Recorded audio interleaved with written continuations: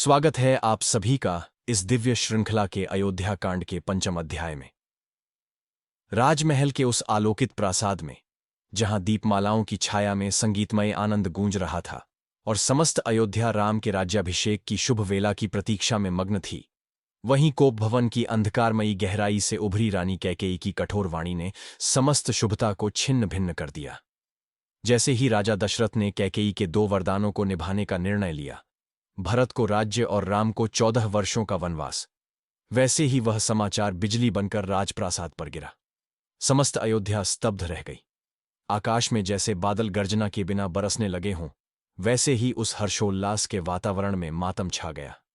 महाराज दशरथ, जिनकी आंखों का तारा, जिनकी आत्मा का स्वरूप स्वयं राम थे, वे उस वचनबद्धता के जाल में ऐसे फंस चुके थे कि चाहकर भी अपने प्रिय पुत्र को रोक नहीं सके।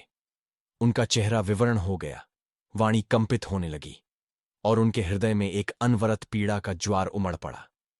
राम को अपने पास बुलाकर उन्होंने कांपते हुए हाथों से उसका मुख स्पर्श किया और फूट फूट कर बोले, हे राम, तू मेरा सर्वस्व है। तुझसे बढ़कर इस संसार में मेरे लिए कुछ नहीं, किंतु मैं एक राजा भी हूं और राजा वचन का दास होता है। तेरे वनगमन का आदेश देना मेरे प्राणों को विष देने के समान है। यह वियोग ही मेरे जीवन की अंतिम सांस बन जाएगा। उनकी आंखों से अश्रुधारा बहती रही। उन्होंने राम के चरणों में स्वयं को गिरा दिया। एक सम्राट नहीं, एक साधारण पिता बनकर वे अपने पुत्र की ओर देख रहे थे, निरुपाय, असहाय, टूटा हुआ। उनके विलाप में केवल एक पिता की पीड़ा नहीं थी, बल्कि वह समस्त अयोध्या के हृदय का आर्तनाद था।